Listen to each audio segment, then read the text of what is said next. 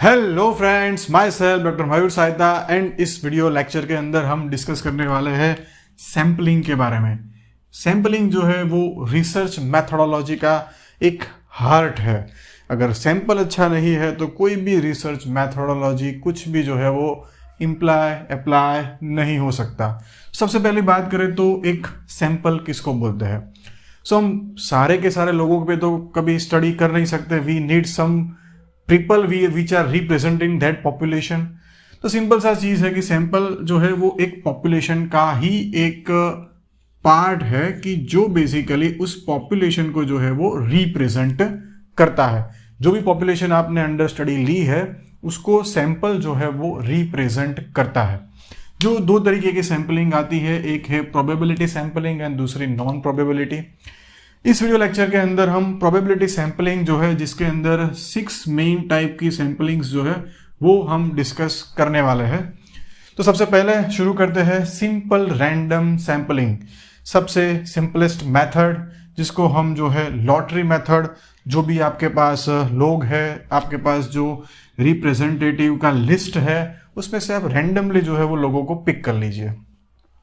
बहुत ही आसान है। और रैंडम पिक करने के लिए आप जो है लॉटरी या फिर टेबल ऑफ रैंडम नंबर्स, एक टेबल होता है जिसके अंदर रैंडम नंबर्स जो है उसमें से आप जितना भी आपका सैंपल है कोई एक फर्स्ट नंबर चूज करके बाकी के नंबर जो है वो टेबल मेथड से जो है वो चूज कर सकते हो। बट प्रॉब्लम क्या है सिंपल रैंडम सैंपलिंग का, कि जब पॉपुलेशन लिमिटेड हो और होमोजीनस हो। होमोजीनस का मतलब है कुछ ही एक जेंडर, जैसे कि एक क्लासरूम के अंदर आपको स्टडी करनी है तो आप जो 100 का क्लास है तो उसके अंदर से आप 100 का लिस्ट बना के रैंडमली उसमें से किसी को भी पिक करके उनकी हाइट, हीमोग्लोबिन, जो भी आपके रिसर्च पैरामीटर्स जो है उनको मेजर कर ले तो वो छोटा सा ग्रुप जो है वो उसको रिप्रेजेंट करता होगा। बट प्रॉब्लम कहाँ पे आता है, जब एज वाइज बहुत लार्ज पॉपुलेशन है, जेंडर वाइज, रिलीजियस वाइज थोड़े हेट्रोजेनेसिटी है, तो सिंपल रैंडम सैंपलिंग जो है वो यूज जो है वो नहीं करनी चाहिए। दूसरी जो है उससे नेक्स्ट ठीक है सिस्टेमिक रैंडम सैंपलिंग कर लीजिए। अब ये एक स्टेप उससे जो है वो आगे है। इसमें भी अपने पास कंप्लीट लिस्ट तो रहेगा बट उस लिस्ट में हम क्या करेंगे, जैसे इसी में अंदर हम 100 लोगों में से हमको 20 को अपने स्टडी में लेना है तो हम सिस्टेमिक रैंडम से कैसे करेंगे। रैंडम में तो हम लॉटरी से उससे टेबल से पिक कर लेंगे, बट सिस्टम रैंडम के अंदर हम क्या करेंगे कि जो भी आपकी जो डिजायर्ड साइज है, जैसे कि 100 में से मुझे 20 को ही स्टडी करना है तो मैं 100 डिवाइडेड बाय 20 करूंगा तो 5 आ जाएगा, तो वो हो गया उसका के। तो अब मैं क्या करूंगा, उस 100 के लिस्ट में से हर एक फिफ्थ को जो है, फिफ्थ पोजीशन पे जो है उसको मैं ले लूंगा, बराबर। तो इससे ये इस तरीके से अलग है कि इसके अंदर हम एक सिस्टेमिक वे में जाते हैं, जो भी हम फिक्स करते हैं उस हिसाब से। इसमें भी बेसिकली बेनिफिट तो नॉन होमोजोनस के बीच में भी हम ये कर सकते हैं। जब कोई लार्ज पॉपुलेशन हो, अलग अलग एरिया में स्कैटर्ड पॉपुलेशन हो, तो उसके अंदर भी हम सिस्टेमिक रैंडम तो जो है वो कर सकते हैं कि कोई एक घर है तो उस घर के अंदर से जो है हम एवरी 5th हाउस ले लेंगे, एवरी 10th हाउस ले लेंगे, तो वो भी एक सिस्टेमिक रैंडम सैंपलिंग हो गई, पर हमको एक सिस्टम वाइज उसको हमने किया। तीसरी जो मेथड है जो बहुत अच्छी है मेथड, स्ट्रेटिफाइड रैंडम सैंपलिंग।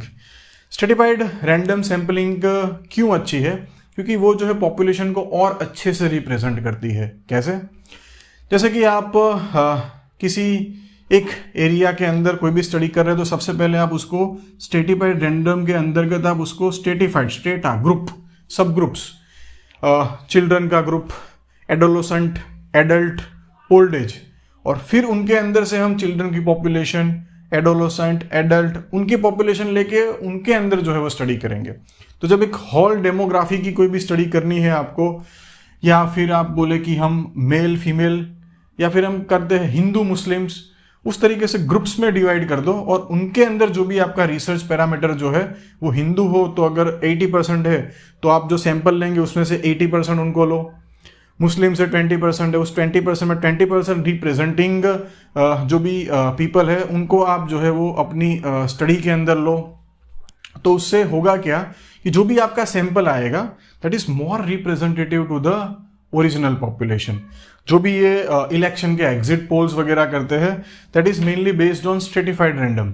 वो एज ग्रुप के हिसाब से, कास्ट के हिसाब से पूरे ग्रुप्स बना के उसमें से सैंपल को जो है वो सिलेक्ट करते हैं। तो बहुत ही अच्छी एक्यूरेट मेथड है, पूरे पॉपुलेशन को ऑल रिप्रेजेंटेटिव है। बट एक आपको सब ग्रुप में प्रॉपर डिवाइड करना आना चाहिए, अदरवाइज जो है इसमें भी जो है वो रिप्रेजेंटेटिव आपको मिले उसके लिए वो जरूरी है। तो इस तरीके से 3 मेथड जो है वो प्रोबेबल में आ जाती है। सिंपल सबसे सिंपल है, सिंपली सिलेक्ट कर लो।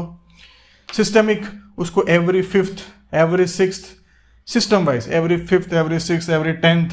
स्ट्रेटिफाइड रैंडम में first of all in groups and from the group you randomly select. अब बात करते हैं उसके आगे मल्टी स्टेज सैंपलिंग। अब जैसे कि पूरी एक कंट्री का आपको एक इवैल्यूएशन कोई एक पैरामीटर पे करना है, तो आप पूरे कंट्री में तो नहीं जा सकते, तो पूरे कंट्री के जितने भी डिस्ट्रिक्ट्स है 745, 750, उन डिस्ट्रिक्ट्स जो है वो सिलेक्ट करो। उन डिस्ट्रिक्ट्स में से रैंडमली, पहले तो सबसे पहले जितने भी डिस्ट्रिक्ट है उन डिस्ट्रिक्ट में से रैंडमली कुछ डिस्ट्रिक्ट्स जो है वो सिलेक्ट करो। उन डिस्ट्रिक्ट्स में से भी जितने भी कुछ रैंडमली तालुका सिलेक्ट करो, पर्टिकुलर तालुकाज में से प्रॉपर विलेजेस सिलेक्ट करो। There are multi stage, one after another. First of all district में से डिस्ट्रिक्ट, उस डिस्ट्रिक्ट में से टोटल डिस्ट्रिक्ट में जितने तालुका है उसमें से कुछ 2 तालुका 3, और हर 2 तालुका जो भी तालुका है उनमें से कुछ विलेज का लिस्ट, और उस लिस्ट में से कोई निकाल लो, और फिर उनमें जो भी आप पैरामीटर निकालो वो that is representing to the whole of a country, all of a state. उसको हम बोलते हैं मल्टी स्टेज सैंपलिंग। बराबर, लार्ज पॉपुलेशन उसके लिए बहुत ही अच्छा है, स्मॉल पॉपुलेशन के लिए मल्टी स्टेज की कोई ज़रूरत नहीं है। दूसरी जो है मल्टी फेज सैंपलिंग। अब मल्टी फेज सैंपलिंग को क्यों ज़रूरत पड़ती है? जैसे कि आपके पास रिसोर्सेज लिमिटेड है, आप टीबी का स्क्रीनिंग करना चाहते हो, अब जितने भी मिले उनका तो एक्सरे निकालना थोड़ा मुश्किल है, तो हम क्या करेंगे उसके अंदर मल्टी फेज बना देंगे। क्या फेज बनाएंगे? सबसे पहले हम क्या करेंगे, जिनको कफ है ऐसे वाले लोग जो है वो आइसोलेट करेंगे, और जिनमें कफ है उनका ही हम जो है वो एक्सरे करवाएंगे। तो इसमें गाइडलाइंस जो भी आप बनाओ स्टार्टिंग में रिसर्च में, बस उनको जो है वो स्ट्रिक्टली आपको जो है वो फॉलो करना है। बराबर। सो मल्टी फेज जो है वो कब की जाती है?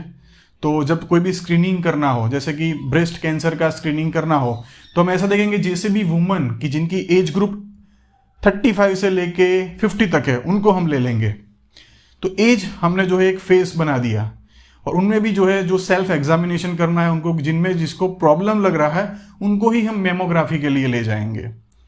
तो इस तरीके से मल्टी फेज के अंदर जो है फेजिंग, मल्टी फेज जो है वो 2 या 3 भी सेट कर सकते हैं, 4 भी सेट किया जा सकता है, बट उसके लिए एक ही बायस है कि जो भी हिस्ट्री ले रहा है वो उसको प्रॉपर ट्रेनिंग दी जाए, उसके बाद जो है वो उसको क्या रिसर्च जो है वो उससे आगे बढ़ाई जाए। तो मल्टी फेज सैंपलिंग स्क्रीनिंग और वगैरह के लिए बहुत ही अच्छा है। टीबी का स्क्रीनिंग करना है, HIV का स्क्रीनिंग करना है, multi phase, first and then second और थर्ड। सबसे इंपॉर्टेंट एक दूसरी जो सैंपलिंग मेथड है वो है क्लस्टर सैंपलिंग। अब क्लस्टर के अंदर क्या करना होता है, वो भी एक लार्जर एरिया के अंदर हम जो है होमोजीनस क्लस्टर्स पहले डिवाइड कर लेते हैं, और उन क्लस्टर्स में से रैंडमली क्लस्टर्स को पिक करके अपना जो स्टडी जो है उसके अंदर कर देते हैं। तो वो हो जाती है क्लस्टर सैंपलिंग। जैसे कि किसी भी PHC का हमको इवैल्यूएशन करना है, एक स्टेट है उनके अंदर मल्टीपल PHCs है, उसमें कौन सी PHCs की क्वालिटी कैसी है, तो हमको सारी PHC पे तो जा नहीं सकते, तो हम क्या करेंगे पूरे क्लस्टर्स बना देंगे। वैसे देखा जाए तो थोड़ा सा स्ट्रेटिफाइड रैंडम की तरह ही मिलता आता है, बराबर, पर ये एक लार्जर ग्रुप के लिए है। तो इस तरीके से प्रोबेबल सैंपलिंग जो है वो 6 के 6 टाइप की। आई होप कि आप सबको जो है वो समझ में आ चुकी होगी। सिंपल, देन अपना बोल सकते हैं सिस्टमिक रैंडम, उसके बाद stratified, multi stage, multi phase and then cluster sampling. तो यह है इस वीडियो का एंड। Thanks for listening.